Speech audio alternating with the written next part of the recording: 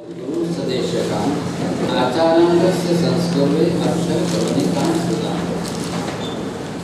परमात्मा महावीर स्वामी भगवंत को नमस्कार करके हमारे परम गुरु सुधर्मा स्वामी गणधर भगवंत अपने तरफ से वाचना देने के लिए उपस्थित हुए हैं और ऐसे समय में सुधर्मा स्वामी के शिष्य जम्बू स्वामी हैं।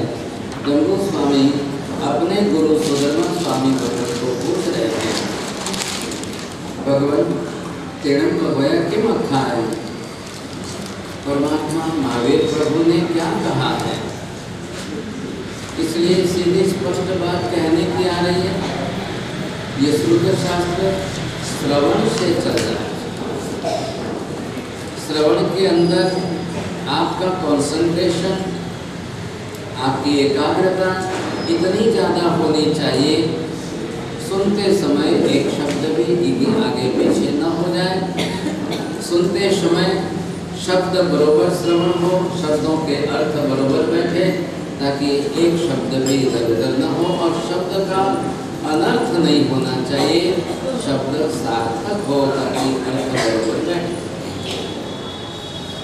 अब अपने गुरु भगवंत मतलब सुधर्मा स्वामी के गुरु हैं महावीर स्वामी। भगवान ने जो उपदेशना में दिया है, भगवान ने जो उपदेश दिया है, अब उस विषय में जम्बू स्वामी तीसरे शिष्य आ रहे हैं, तो वो पूछ रहे हैं भगवान परमात्मा महावीर प्रभु ने क्या कहा? सुधर्मा स्वामी इस समय उत्तर देते हुए कह रहे हैं, स्वयं में आवसम, हे आयुष्मान सुनो भाई, वडीलों का, बड़ों का, छोटों के प्रति भी शब्द प्रयोग संबोधन में भी आशीर्वादात्मक होगा। एक पिता, एक माता जो अपने संतान के प्रति हमेशा ही शुभ भावना रखते हैं, उसका हित ही सोचते हैं, इसलिए हित बुद्धि के कारण हमेशा उनके मुख से संबोधन का शब्द भी निकले तो उसमें आशीर्वाद के भाव होते हैं। ऐसे शब्दों के अंदर नाम की आवश्यकता नहीं है, नाम तो हमने व्यवहार करने के लिए रखे ही है।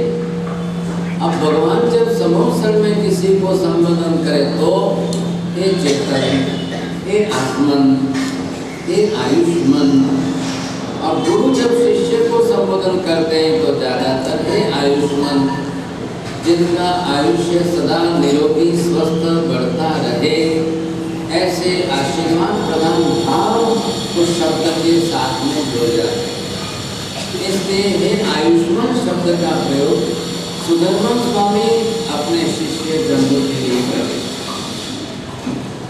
परमात्मा महावीर प्रभु संवत्सर के अंदर हे आत्मन शब्द से संबोधन कर रहे हैं, ये चेतन शब्द से संबोधन कर रहे हैं।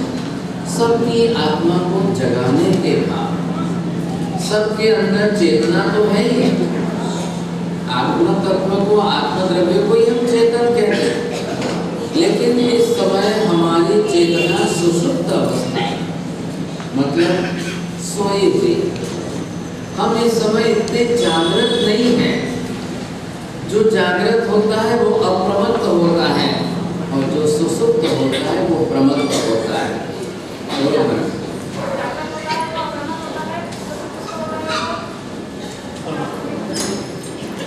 दोनों उल्टा बोलिए, बोले आप बोलिए। दूसरा क्या? जो सुसुप्त होता है वो प्रमादी होता है, प्रमादी होता है वो सुसुप्त होता है। उसकी चेतना जागृत नहीं रहती है, वो निरंतर जागृत भाव में नहीं रहता है। आप समझ रहे हैं? कई बार बिस्तर में सोए हुए होते हुए भी आत्मा अंदर से जागृत रहती है, और कई बार आप बैठे हुए होते हुए भी अंदर से आत्मा सुसुप्त रहती है। आप ध्यान दीजिए, तब आपकी चेतना जागृत है कि नहीं? आप शरीर से जागृत हो लेकिन चेतना आपकी शांत सुसुप्त है, और आपकी चेतना ही सुसुप्त है लेकिन आप शरीर से जागृत हो। जब हम देखें तब हमको पता चलेगा कि हमारी स्थिति कब कैसी होती है। नंबर 1 के अंदर आपकी चेतना अंदर से जागृत हो, लेकिन फिर भी आप शरीर से सुसुप्त है। नंबर 2, चेतना भी आपकी अंदर से जागृत है, लेकिन शरीर भी अंदर से आपका जागृत। यहाँ बाह्य जागृति भी है, आभ्यंतर जागृति भी है, और इसके कारण ये कक्षा आत्मा की अप्रमत्त की बन रही है। अप्रमत्त आत्मा इस कक्षा में रहता है। अब आप अप्रमत्त होकर संवर की साधना में हो तो पाप रुकते जाएंगे। अप्रमत्त होकर आप निद्रा के परिणाम वाले हैं तो कर्म और निद्रा आपका अंदर गुणाकार बढ़ता जाएगा। इसलिए यहाँ पर अप्रमत्त साधक की निद्रा में हमेशा गुणाकार बढ़ता है। नंबर 3, अब उसकी चेतना जागृत नहीं है, वो अंदर से सुसुप्त है, लेकिन शरीर से वो बाह्य जागृति बनाकर रखा है। तो सामने जो है निद्रा की संभावना नहीं रहती है। ऐसे जीव प्रमत्त भाव के होते हैं और प्रमादी वृत्ति के अंदर निद्रा नहीं होती, संभव नहीं। यहाँ प्रमादी अप्रमत्त और प्रमत्त आत्मा के अनंत विधि गुण के साथ संबंधित है। वीर्यांतराय कर्म जिसका उदय में प्रमाण में ज्यादा रहता है, वैसे जीव हमेशा प्रमादी और सुसुप्त रहते हैं।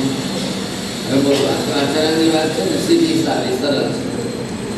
वीर्यांतर कर्म जिसका उदय में रहता है वो ज्यादा प्रमादी और सुसुप्त रहता है।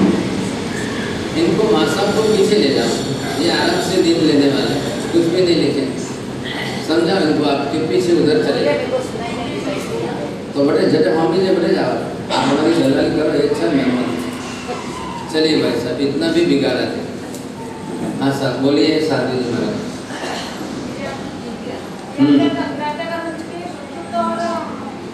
वीर्यांतराय कर्म उदय में प्रमाण में जिनका ज्यादा रहता है, ऐसे जीव सुसुप्त प्रमादी ज्यादा रहते हैं।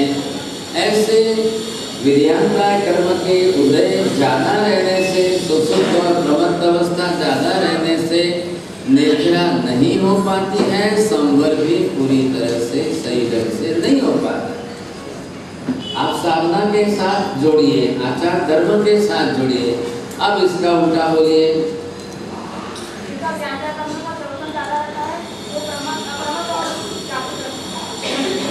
आगे वीर्यांतराय कर्म का क्षयोपशम जिनका प्रमाण में ज्यादा रहेगा, वैसी आत्माएं अप्रमत्त ज्यादा रहेगी, सुसुप्त नहीं रहेगी। ऐसी अप्रमत्त आत्मा which is in awareness, having that type of alertness inside. Physically if he is aware but mentally he is not that much alert, तो क्या होगा? दोनों तरफ से समझिए। अब ऐसी परिस्थिति के अंदर संवर भी इतना सचोट नहीं होगा, निद्रा भी प्रमाण में ज्यादा नहीं होगी। अब यहाँ पर आप ये समझिए, चौथे प्रमाण के अंदर न तो उसकी चेतना, क्या चेतना तो सत्य है लेकिन वो जागृत नहीं है, और इधर जो है देह भाव से भी उसके अंदर कोई ऐसी जागृति नहीं है। ऐसे जीव प्रमत्त रहते हैं। अप्रमत्त जीवों के लिए संवर निद्रा दोनों में तकलीफ खड़ी होगी सर। अब साधु को क्या कहा है? साधु साधक है। साधक मतलब मोक्ष मार्ग पर सावधान है। आगे ध्यान में शब्द लीजिए, जो मोक्ष मार्ग के ऊपर सावधान है। जब आप ऊपर चढ़ते हो और वहाँ सावधानी आपकी अगर न रही और फिसल गए तो मोक्ष मार्ग है, और इधर आत्मा ऊपर चढ़ रही है वो साधना के क्षेत्र में। तो साधना के क्षेत्र में साधक कौन है? जो अप्रमत्त है वही साधक है। और अप्रमत्त रहने के लिए या अप्रमत्त बना टिकाने के लिए वीर्यांतराय का क्षयोपशम निरंतर करना ही करना। अब विर्यांतराय कर्म का क्षयोपशम आप कब करेंगे, कैसे करेंगे? जब आप सुसुप्त रहेंगे तो कर ही नहीं पाएंगे। ध्यान से दीजिए, शरीर से आप प्रमादग्रस्त होते हुए भी आत्मस्थ भाव में जागृत। हेमचंद्राचार्य महाराज रात को सोते हुए संधारे में से वो करवट भी बदलनी है, पहले बैठे होंगे, फिर ओघर से लेकर के जिस तरफ करवट बदलनी है उधर प्रमार्जना करेंगे। शायद कोई मच्छर, शायद कोई खटमल, कोई भी हो तो मेरे शरीर का वजन उसके ऊपर न आ जाए, वो दब जाएगा तो मर जाएगा। अब इतनी जागृति है कि नींद में करवट बदलनी है, फिर वो बरोबर प्रमार्जना करके ही करवट बदलते हैं। आप इतनी जागृति हमारे में कहाँ है? तो ये कौन सा है? संवर भाव हुआ।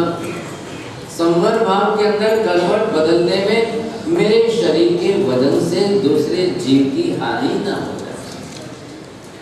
आप मानसिक भाव से, आध्यात्मिक भाव से दूसरे जीवों की रक्षा के प्रति जागृत है। जैना, जैना मतलब जागृत भाव से जीवों की रक्षा करने का संकल्प, ये जैना है। आप जागृत भाव से, having that type of awareness कि मुझे किसी भी जीव की विराधना नहीं करनी है, तो ये आपका भाव परिणाम बना रहना चाहिए। कई बार क्या होता है, कायिक संवर हम करते हैं, फिर भी अंदर से मानसिक मनोभाव के अंदर संवर के परिणाम नहीं होते। हम चरवला से प्रमार्जना पूजना करते हैं, साधु महाराज निरंतर रजोहरण का उपयोग करें, या रात्रि के अंधेरे में दंडासन से भी हम प्रमार्जना करते हुए चलें, फिर भी अंदर परिणाम की धारा में जागृत भाव नहीं है जैना के।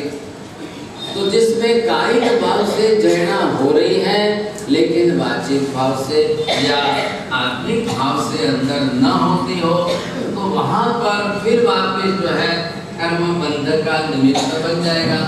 अब ये देखना है, आपको कायिक भाव से आप कर रहे हो, लेकिन अंदर के मनोकृत योग से नहीं हो रही है जैना। आप काय योग से भी करते चलो, मनोयोग से भी करते चलो, तो उस समय अगर किसी जीव की विराधना हो भी जाए तो भी आप उतने कर्म बंध नहीं मानते हो। जैसे 10 वैकालिक में हमको स्पष्ट किया, जयम चरे जयम चिट्ठे जय मासे जयम सये जयम गुंजन तो भाजन तो पावन कम्मन न बंधे। क्या फर्क है आपके और साधु में?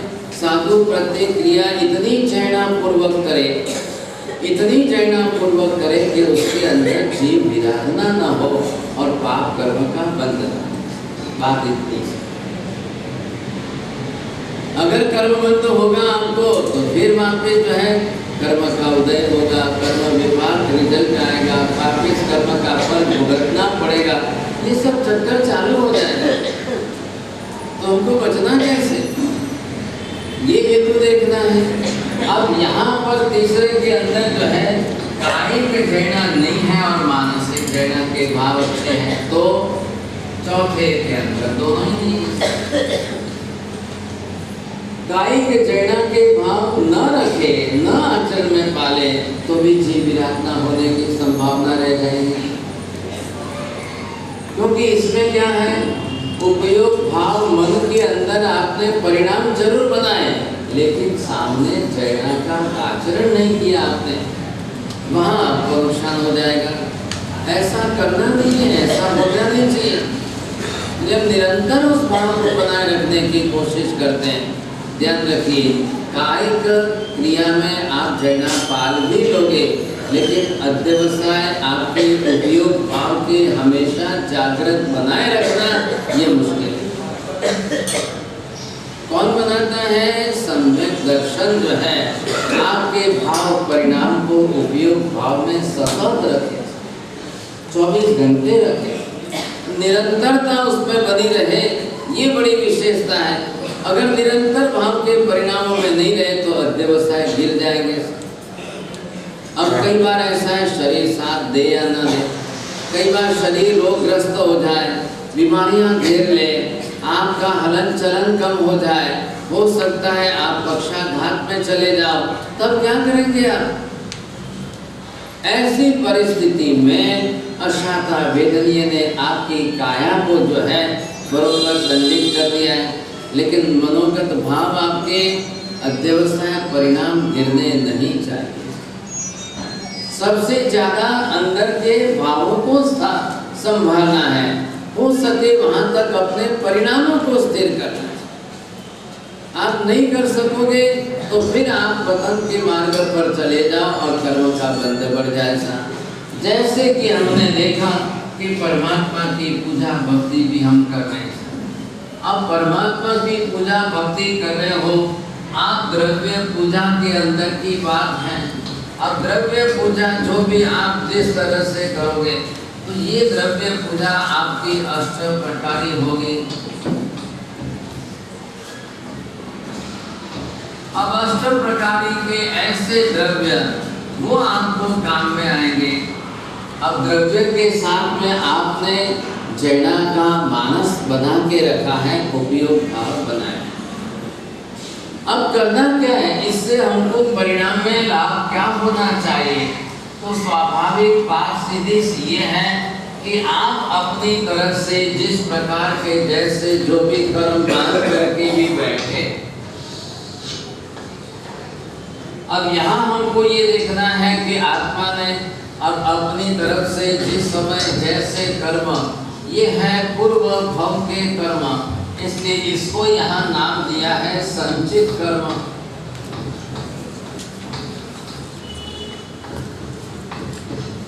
अब इन संचित कर्मों के साथ में आपको देखना है, इधर ये मन वचन काया आपके जो साधन है। अब ऐसी स्थिति के अंदर परमात्मा की पूजा कर रहे हो। अब पूजा के अंदर 8 प्रकार के अंतर द्रव्य का उपयोग आप कर रहे हो। अब इन द्रव्यों के अंदर सचित्तता भी है, अचित्तता भी है। चावल हमने अचित्त लिए हैं, चावल के अंदर अब जीव रहा नहीं, इसलिए वो अचित्त है। तो जौ के अंदर जिस तरह से था तो वो उसमें से निकल गए छिलके आदि। अब ये चावल अचित्त है। हम जानते हैं कि बधाएंगे भगवान को, गुरु को बधाएंगे, भगवान को बधाएंगे, उस समय हो सकता है कि चावल पर पैर आ जाए, फिर भी उसके अंदर अब जीव नहीं है, आपको आशातना नहीं लगेगी, जीव हिंसा की विराधना का पाप नहीं लगेगा। वहाँ दृष्टि बदल दो आप। क्यों भाई साहब, गेहूं से क्यों नहीं बनाते हो, चावल से क्यों नहीं बनाते हो? आप अंदर चीजों से, तो वो अभी अचित्त नहीं है। आ रहा है ख्याल में? तो वो अचित्त नहीं हुआ है। अब आप बताएंगे पैर आएगा ऊपर, उस पर विराधना होगी। तो हम पहले ही बोल रहे हैं, पानक कमने, बियक कमने, हरियक कमने, ये सारे प्रकार जो बताए हैं, इनमें से निकाल करके हमने चावल रखे ताकि आपको विराधना का दोष न लगे। ऐसी दृष्टि में अष्ट प्रकारी द्रव्य तो वापरने, लेकिन अब द्रव्य वापरते हुए भी भगवान की पूजा करने से पाप लगना चाहिए कि पुराने पाप धुलने चाहिए। हम पाप प्रवृत्ति कर रहे हैं कि धर्म प्रवृत्ति कर रहे हो? यहाँ पर जब आप भगवान के मंदिर में जा रहे हो तो पहला संकल्प बना के जा रहे हो, दर्शनम देवदेवस्य दर्शनम पापनाशनम। देवादिदेव तीर्थंकर परमात्मा के दर्शन, पूजन, वंदन, नमन, मैं जो भी क्रिया करूँ वो मेरे पापनाशनम। अब पाप कौन से हैं? ये पहले बने हुए हैं पाप की प्रवृत्ति से बने हुए कर्म। अब ये मैं पाप की प्रवृत्ति पूजा नहीं कर रहा हूँ कि नए पाप बनते जाए। अब आपने इसमें एक फूल भी लिया, एक फल भी लिया, आपने जल का उपयोग भी किया, अग्नि का ऐसे धूप दीप भी आपने, तो इनके अंदर भी मान्य है कि बिना एक इंद्रिय का तो संसार में कोई जीव ही नहीं।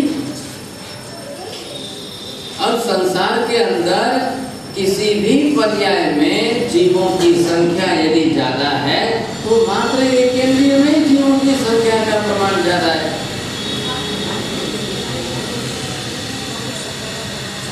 एक इंद्रिय जीव, दो इंद्रिय वाले जीव, तीन इंद्रिय वाले जीव, चार इंद्रिय वाले, पांच इंद्रिय वाले, सब अलग अलग जीव तो है ही। अब सिमंदर स्वामी को प्रश्न पूछा जाए, हे भगवान, संसार के अंदर सबसे ज्यादा जीवों की संख्या किस इंद्रिय वाले जीवों की है? बोलो, पहले प्रश्न क्या है? एक मिनट मात्र करें, हमारे ध्यान तो दया नहीं आती है। भगवान भलो करें आपको, रोज कहना पड़ी। थोड़ा थोड़ा इनको भी देखो, आ रहे हैं, मेहनत कर रहे हैं, कहाँ से लंबे से आ रहे हैं, थोड़ा हमको चांस तो दो। हाँ सर बोलिए, अबे काले तो नहीं कहना पड़े मानो। संसार में सबसे ज्यादा किस जीवों का संख्या ज्यादा है? एक इंद्रिय। प्रश्न पहले समझिए, एक इंद्रिय वाले जीव, दो इंद्रिय वाले, तीन, चार, पांच इंद्रिय वाले जीव। तो सिमंदर स्वामी को पूछा गया, हे भगवान, सबसे ज्यादा संसार में संख्या किन इंद्रिय वाले जीवों की? तो सिमंदर स्वामी उत्तर दे रहे हैं कि हे गौतम, हे पुंडरी, इस समय संसार के अंदर एक इंद्रिय वाले जीवों की ही संख्या ज्यादा है। अब फिर दूसरा प्रश्न ध्यान से सुनिए, हे भगवान, एक इंद्रिय वाले जीवों के अंदर सबसे ज्यादा जीवों की संख्या का प्रमाण किसमें ज्यादा है? अब एक इंद्रिय की बात चल रही है, पहले हमने सबका जनरल विभाग किया, इसमें भी उत्तर दे रहे सिमंदर स्वामी, सबसे ज्यादा जीवों की संख्या वनस्पति काय में। आ रहा है ख्याल में आपको?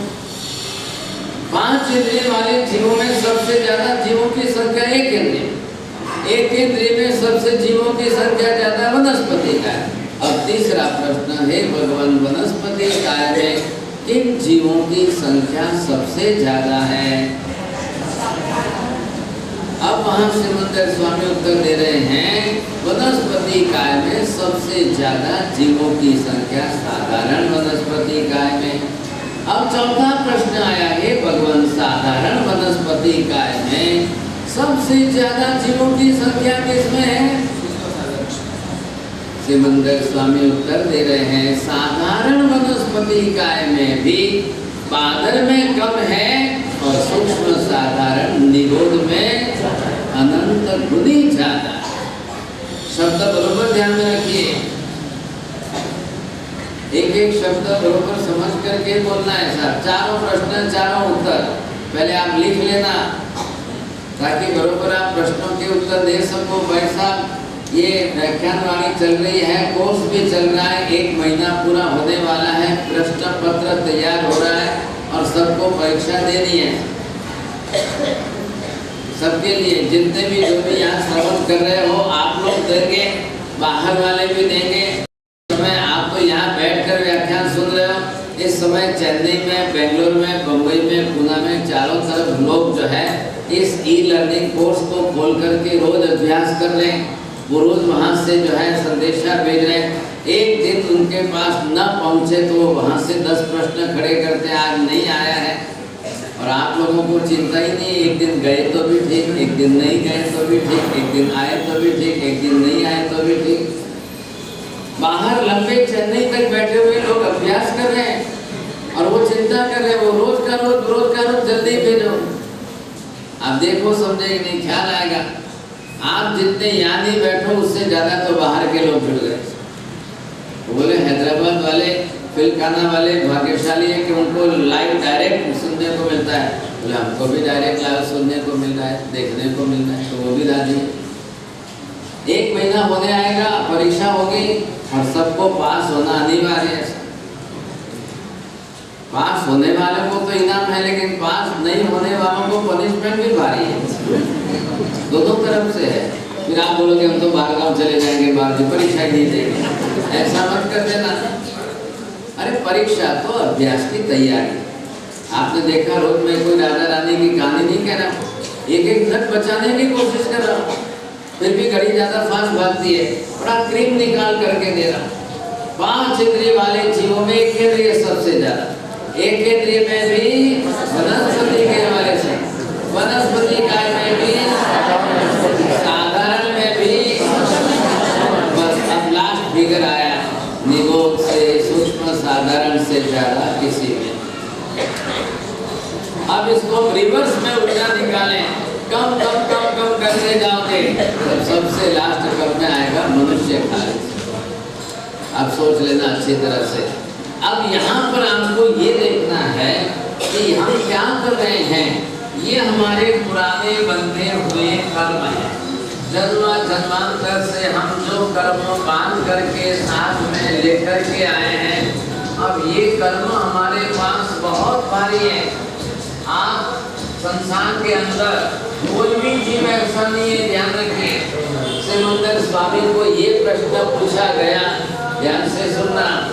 हे भगवान, मृत्यु के बाद कौन सा जीव अपने किए हुए कर्म साथ में लेके जाता है और कौन सा जीव अपने किए हुए कर्म साथ में नहीं लेके जाता? प्रश्न समझ में आ रहा है आपको?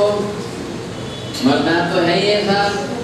अब मृत्यु होगी तो यहाँ जन्म के अंदर जीवन भर किए हुए पाप कर्म अब कौन साथ में लेकर जाएगा और कौन बिल्कुल साथ में लेकर नहीं जाएगा? प्रश्न गलत है कि सही है? बोलो ना। एक दिन इधर बैठते हो, एक दिन वहां चले जाते हो, इनके साथ साथ बैठो। अब आपको ये देखना है, बोलो आप कौन उत्तर देंगे आप?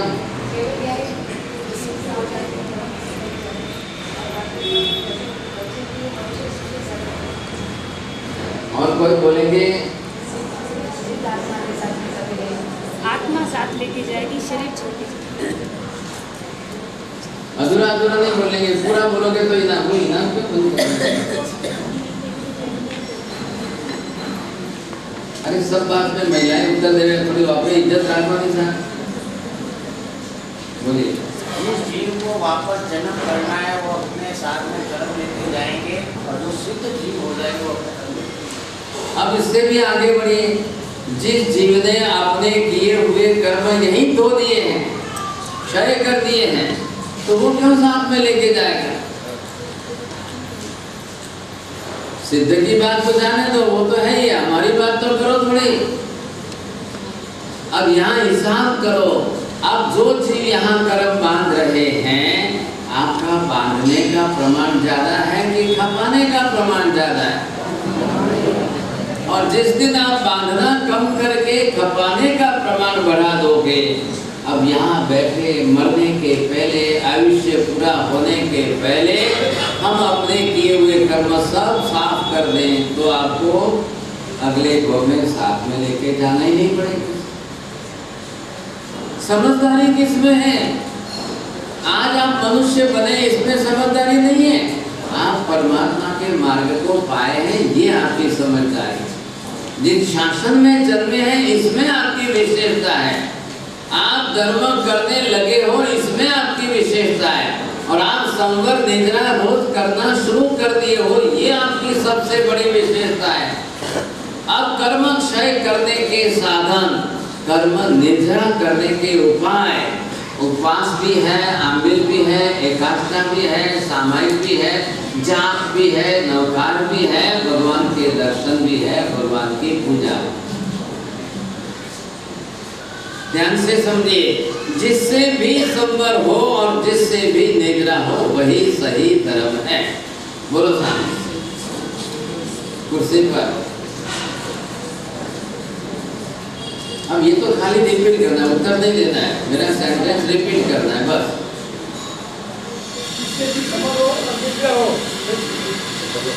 संवर मतलब जिस क्रिया से आपके नए पाप रुकते हो, और निद्रा मतलब पुराने इकट्ठे हुए कर्म खपते हो, वो आपका सही धर्म है।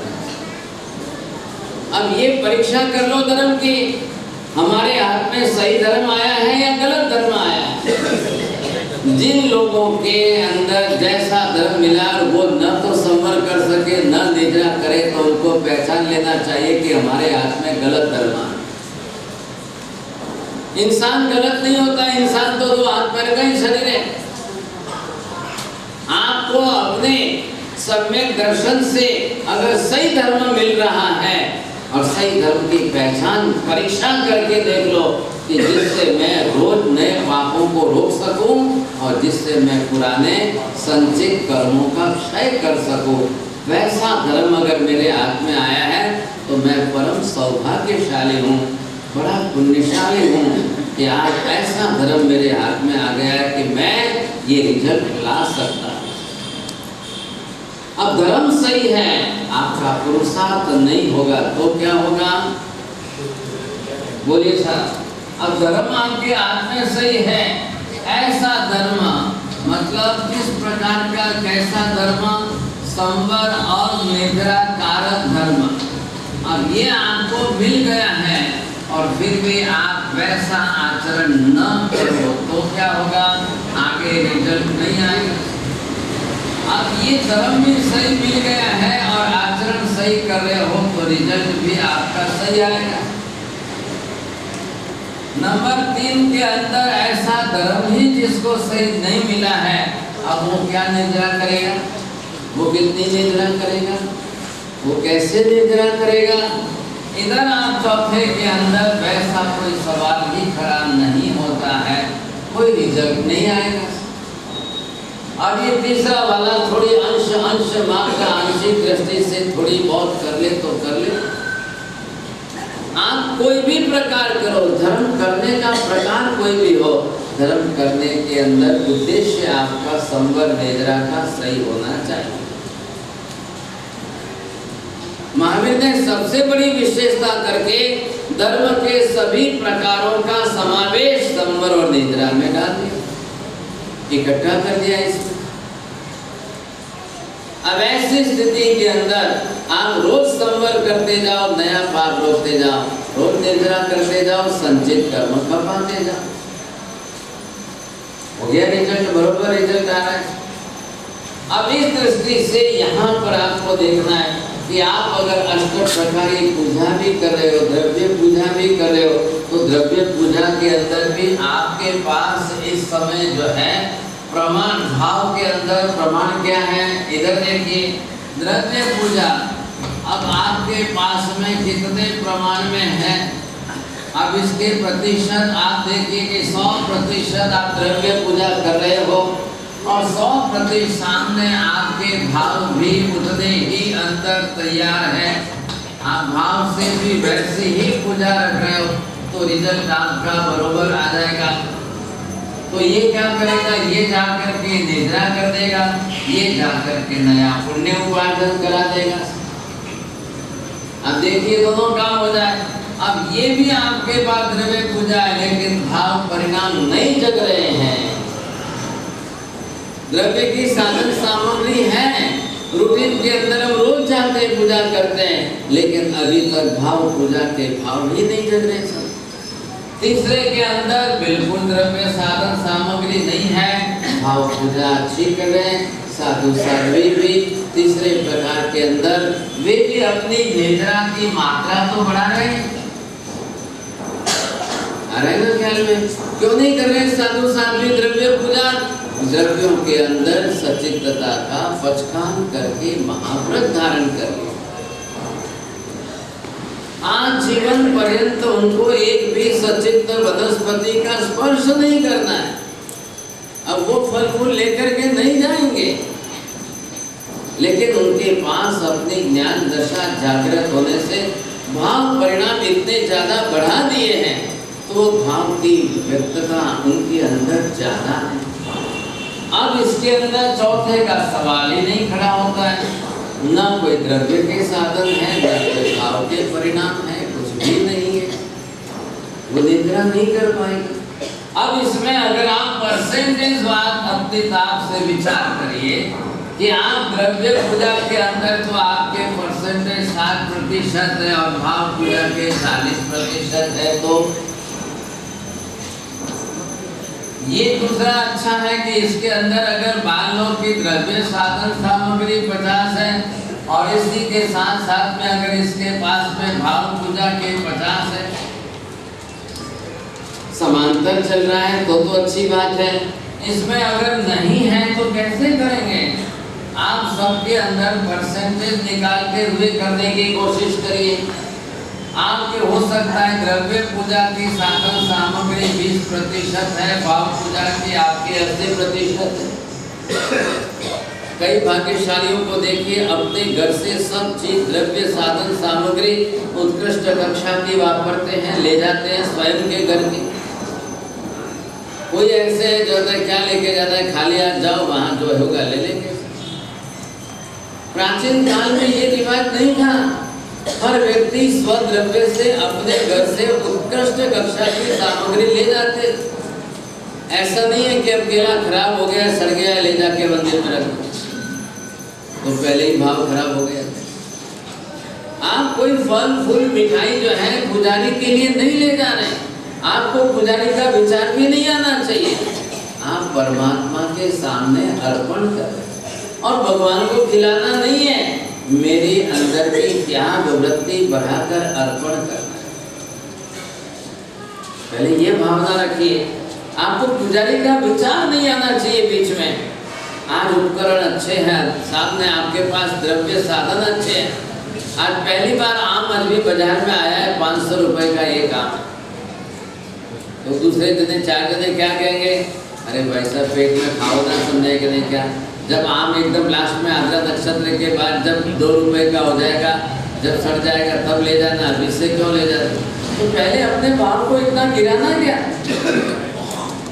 अपने विचारों को इतना नीचे गिराना चाहिए आपको। हर व्यक्ति अगर देने में खराब ही दे, लेने में ही अच्छे की अपेक्षा रखे, तो दुनिया में ये व्यवहार चलेगा क्या। आप कभी तो ये सोचो, देने में अच्छा दो, लेने में हल्का होगा तो चलेगा। वो एक माँ है दुनिया में, एक माँ बादाम पिस्ते की बर्फी बनाएगी, बेटे को खिलाएगी, मेरे लिए नहीं भी रहेगी तो चलेगा। वो मातृत्व है उसका। वहाँ मातृत्व भाव आने से हर चीज अच्छी से अच्छी वो बेटे को खिला देगी। खुद के लिए रहे तो ठीक, नहीं रहे तो भी उसको अफसोस नहीं होता, संतोष है, फिर भी आनंद है। कम पड़ी तो भी आनंद है कि मैंने बेटे को तो खिला दिए। वो मातृत्व उसका अंदर से झलकता है। अब ये हर किसी में तो आना संभव नहीं है। जहाँ मातृत्व भाव नहीं है वहाँ ये परिणाम ही नहीं आएंगे, वृत्ति नहीं बनती है। वैसे अगर आप इसके अंदर ये कर सकते हो, इधर आप परिणाम बढ़ा करके इधर आप 30% करते हो तो नुकसान है कि फायदा है। इधर आप 80% बढ़ा दिया आपने और इधर आपके भाव 20% ही बढ़ रहे हैं। इधर आप बिल्कुल 90% एकदम द्रव्य साधन सामग्री उपयोग में अच्छी लाओ और फिर मन में लगे कि मैं दिखावा कर दूं लोगों को दिखाने के लिए, तो आपके तो भाव खराब हो गए। या तो आप द्रव्य भी 100% इतना अच्छा ऊंचा वापरी और सामने भाव भी आप इतने ऊंचे बच्चा बनाओ तो बहुत अच्छी बात है। पहले आप इसका हेतु नक्की कर लो। आप एक पुष्प चढ़ाते, फूल सजीव है, फूल सचित है, फूल में एक जीव है, लेकिन आपने उस फूल के जीव को स्वीकार करके लाया, अर्पण किया। अब श्राद्ध विधि ग्रंथकार यहाँ तक कहते हैं कि गृहस्थ श्रावक जहाँ फूलों के गमले हैं वहाँ 4 बाजू थोड़े से पाइप लगाकर एक जाली जैसा बांध देवे और फूल उसी पर गिरे, जमीन पर ना गिरे, पैरों में ना आए, ऐसा फूल उसी पर गिरे। अब एक गिरा है तो एक लो, 2 गिरे हैं तो 2 लो, 4 गिरे तो 4। अब पुराने जमाने में तो लोगों के पास जगह जमीन बहुत थी। उस समय लोगों को बीच में बंगला और चारों तरफ फल फूल लगाए हुए रहते। 4 दिशाएं होती है, बंगला बीच में रहता है। बंगले के सामने की तरफ सारे फूल लगे हुए हैं, लेफ्ट साइड में जो है वनस्पतियां लगी हुई है, पीछे की तरफ जो है वृक्ष लगे हुए हैं और चौथी साइड में और कुछ जनरल वनस्पतियां लगाई है। तो रोज का टमाटर, मिर्ची और नींबू तो घर के ही अंदर से मिल जाए। रोज भगवान के लिए फूल तो अपने घर से मिल जाए। आप गृहस्थी हैं, आप पचखान वाले नहीं हैं। एक बार वृक्ष लगा दिया है, घर का पानी महिलाएं रोज पोछा लगाती हैं, ले जा करके पानी पेड़ पौधे में डाल दिया। ये पहले रोज होता था। पेड़ पौधे का सिंचन बरोबर होता था। जैसे घर में गाय भैंस पालते थे वैसे वृक्ष भी पालते थे। अरे आप कल्पना नहीं कर सकते हो कुमारपाल जैसा पाटन का महाराजा गुजरात के अंदर, जहाँ पानी रोज छान करके पेड़ों को पिलाया जाता है। और वो भी कब? सुबह नवकाशी का पचकान आता था और नवकाशी के पचकान के बाद राजा जिस समय नवकाशी करने बैठता और जब 3 नवकार गिने सूर्योदय के 48 मिनट के बाद में अब नवकार गिन करके पानी पीना है, वैसे ही सब वृक्ष के लिए व्यवस्था की है। मालियों को कहा गया है अपने अपनी तरफ से सूर्योदय देखो, 48 मिनट देख करके नवकार गिन करके छाना हुआ पानी एक एक पेड़ को पिलाओगे। ये कुमारपाल महाराजा के राज्य की व्यवस्था है। 18 देश का राजा था और उसके राजमहल के चारों तरफ इतने फूल पौधे लगे हुए थे कि रोज जो है फूलदानी भर करके भगवान की पूजा करने के लिए ले जाता। तो उसके भाव परिणाम किस प्रतिशत में है? कितनी मात्रा में उसके भाव परिणाम है? सामने द्रव्य साधन सामग्री। आपने नेट के ऊपर जाली पर जो फूल गिरा है वो आपने लिया फूलदानी के अंदर। अब देखिए श्रावक का उपयोग, फूलदानी के अंदर एक अंगुष्ठा मलमल का गीला पानी में रख करके अंदर बिछा दिया, वो फूल अंदर सुरक्षित रख दिया और मलमल का मतलब भीगा हुआ वापिस वो फूलदानी का हैंडल होता है उसके ऊपर से रख दिया, ताकि पानी के अंदर कपड़े के अंदर नमी जो है वो ह्यूमिडिटी फूल को बराबर मिलती रहे, फूल बराबर जो है सशक्त रहना चाहिए। अब मालूम है कि आयुष्य इसका कम है, हम किसी का आयुष्य तो नहीं रोक सकते ना, हम किसी का आयुष्य नहीं बढ़ा सकते, वो सुरक्षित रहे। अब वो फूलदानी लेकर के मंदिर में पहुंचा है, अब उसको धूप के ऊपर अधिवासित करता है ताकि क्या हो कि दूसरे बैक्टीरिया ऊपर बैठे हो तो वो ये धूप के ऊपर ला करके जैसे आपने अधिवासित किया या जैसे पानी के छींटे डाल दिए, अब छींटे डालने से ऊपर बैठे हुए दूसरे जीव जो है वो 2 इंद्रिय 3 इंद्रिय जीव है वो तो कम से कम निकल जाए। अब बरोबर हाथ में लेता है, अंजलि में भगवान के सामने रखकर दुआ बोलता है, सुरभि अखंड कुसुम ग्रही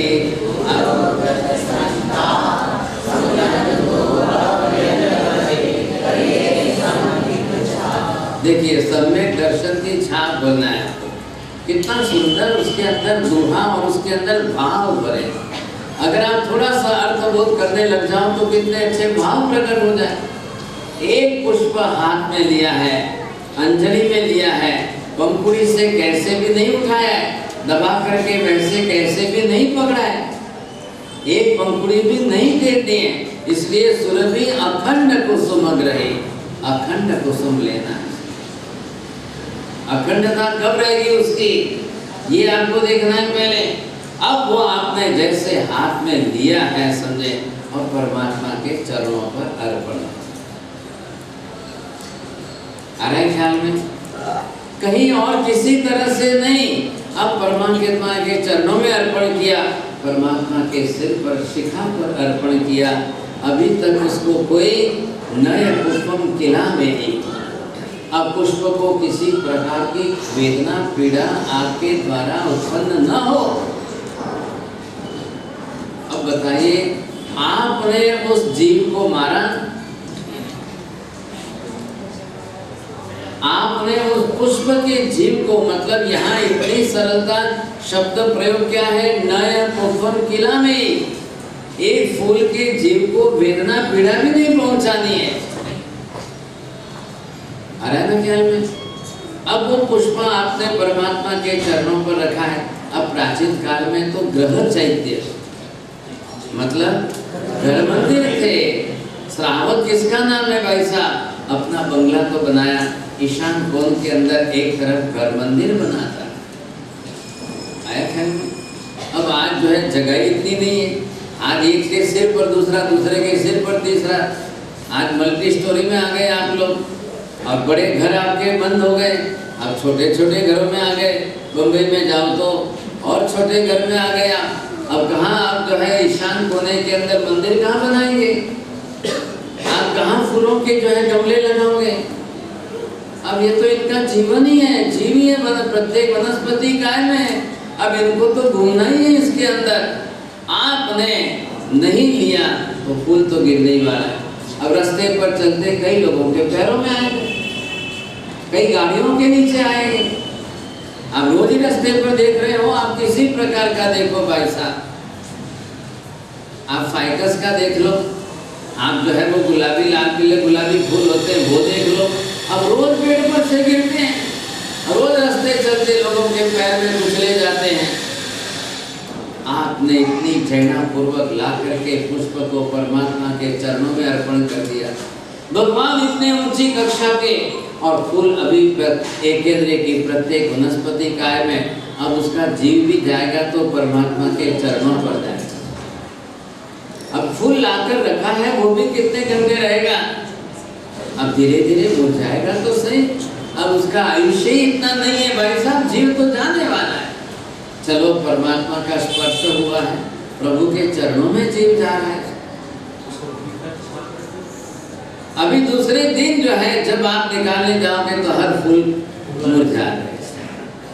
अब एक भी फूल जिंदा नहीं, आयुष्य समाप्त हो गया।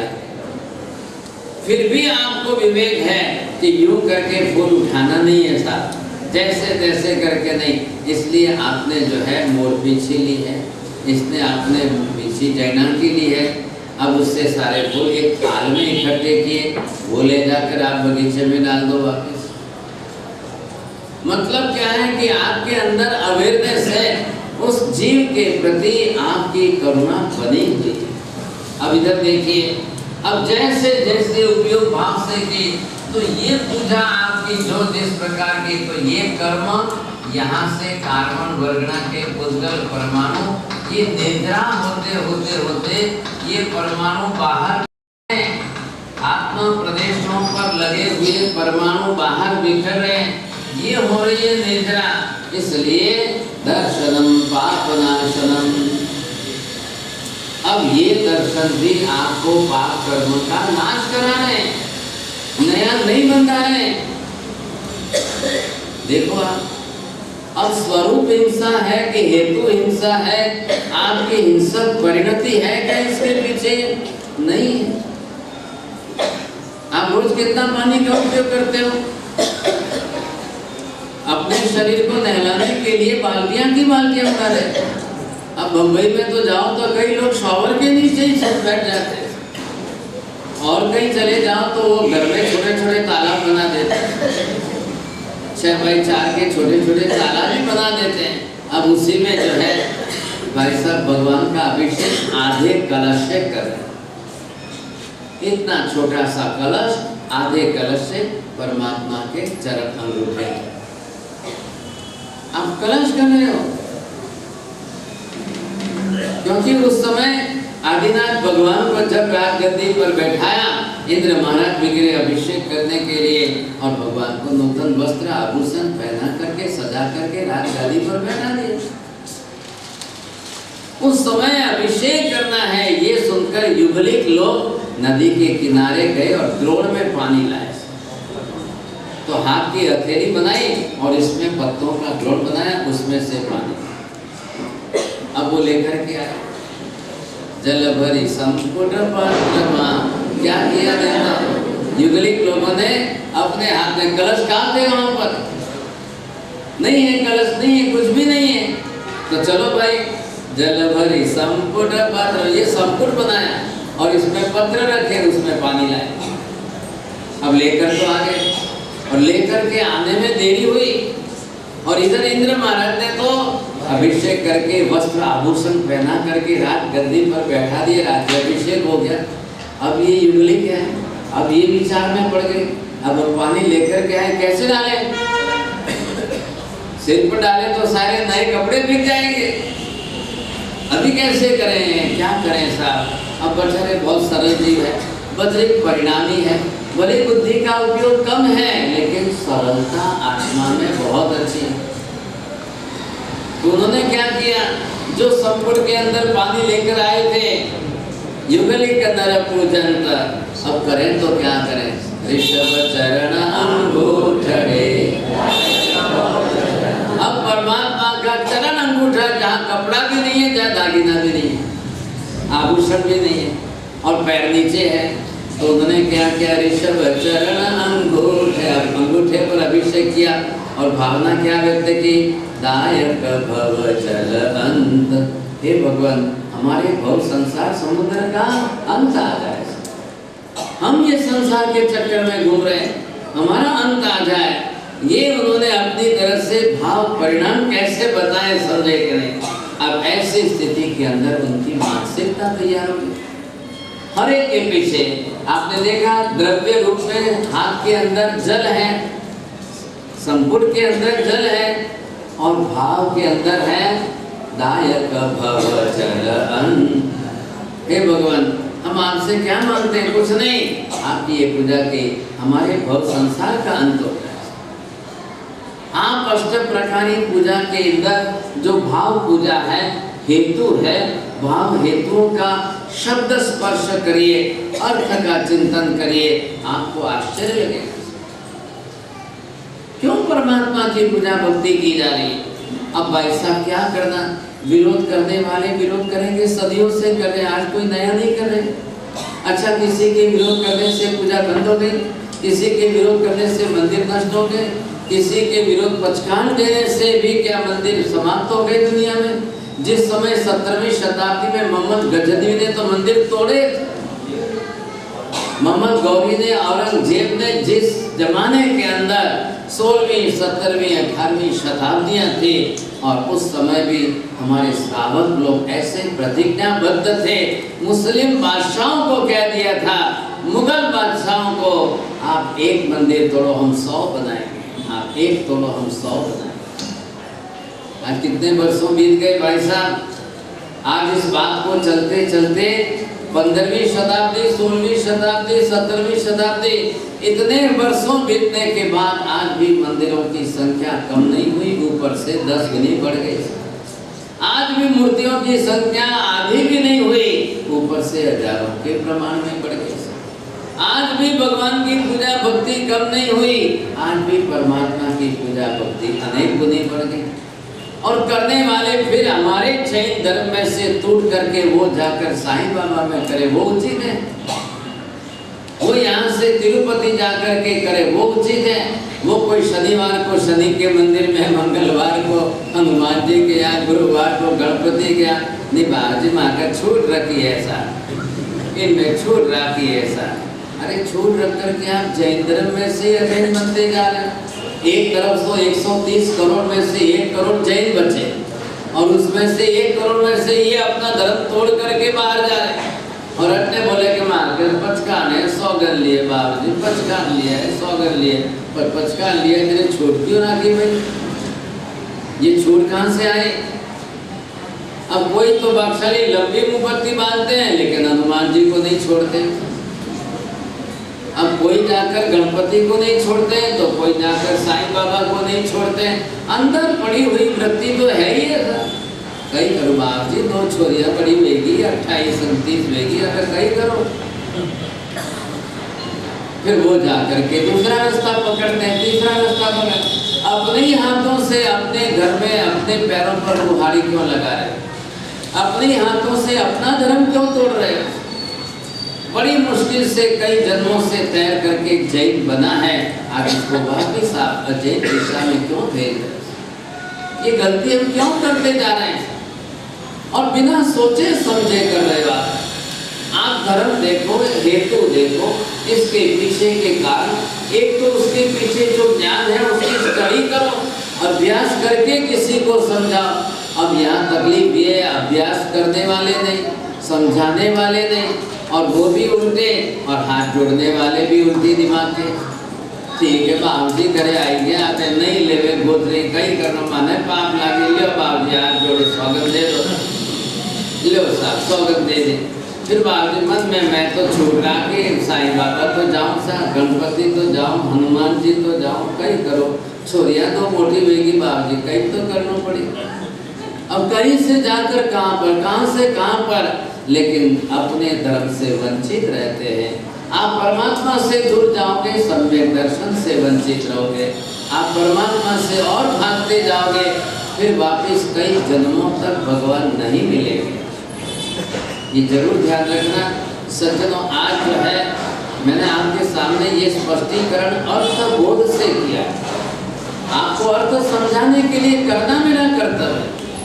आप हेतु समझने की कोशिश करिए। अंधाधुन कहीं जाकर के आप हाथ जोड़ो और पचका लो तो आपको पाप लगेगा, देने वाले को 10 गुना ज्यादा पाप लगेगा। वो अंतराय कर्म भारी बांध देंगे, आप फिर वंचित रह जाओगे। आज श्रावण सुदी पंचमी है। दरबार में परमात्मा ने मीनाथ भगवान को जन्म दिया है, तो तीर्थंकर परमात्मा का कल्याण दिन विशेष रूप से। बहुत अफसोस कल मुझे इस बात का हुआ, इतना बड़ा हैदराबाद, इतनी बस्ती बिलखाना में रोज आते हैं, लेकिन आज लोगों ने तेला करने का मानस को 3 जनों ने बनाया। कल चौथ, श्रावण सुदी चौथ से तो कई जगह पर हिंदुस्तान में मांसकमण चालू हो गए। अब हमको पूछते बाबी अपने खाने में कितना मांसकमण है। मैंने कहा भाई यहाँ रोज स्वामी वत्सल चल रहे हैं और क्या चल रहा है, अब दूसरा क्या बोलना। ऐसी स्थिति के अंदर व्रत पचकाल के भी भाव परिणाम बनाओ। कल पहला उपवास हुआ है, आज दूसरा उपवास कर सकते हो। हमारे यहाँ पर कोई नाग देवता नहीं है, कोई नाग पूजा नहीं है। These are all blind faith. पंच परमेष्ठी परमात्मा अरिहंत आदि है, कोई सांप वगैरह की पूजा करने की आपको आवश्यकता नहीं है। और पार्श्वनाथ भगवान के ऊपर वो सांप नहीं है, वो नागराज धर्मेंद्र देव है। उसने पार्श्वनाथ भगवान के ऊपर कमठ के उत्सर्ग के समय छत्राकार बनाया है। वो सांप नहीं है, सांप का रूप लेकर के वैक्रिय शक्ति से छत्र वैसा बनाया है। आप ये मत सोचना कि सांप चढ़ गया पार्श्वनाथ भगवान के शरीर पर। कोई हमारे यहाँ नाग पूजा नहीं है। सांप को कोई दूध पिलाने की जरूरत नहीं है, और सांप को दूध पिलाने से आपके 7 पीढ़ी के पूर्वज सब सुखी हो जाएंगे। ये ऐसी अंधश्रद्धा मत रखो, आप गलत धारणा मत बात। जैसे भी हो सत्य समझते जाइए, असत्य को छोड़ते जाइए। सत्य समझते जाइए, असत्य को प्रमाण में घटाते जाइए, तो आप सम्यक दर्शन की इस भूमिका में बाहर आए। आज नेमिनाथ भगवान का श्लोक साध्वी जी महाराज पढ़ रहे हैं, तो साध्वी जी महाराज सबको सुनाएंगे आपको। श्लोकों मतलब क्या है कि श्लोकबद्ध रूप से शास्त्र की रचना जो की गई है, नेमिनाथ भगवान के जीवन का चरित्र उसमें लिया गया है। आज नेमिनाथ भगवान का ये जन्म कल्याणक है और कल वापस नेमिनाथ भगवान का देशा कल्याणक।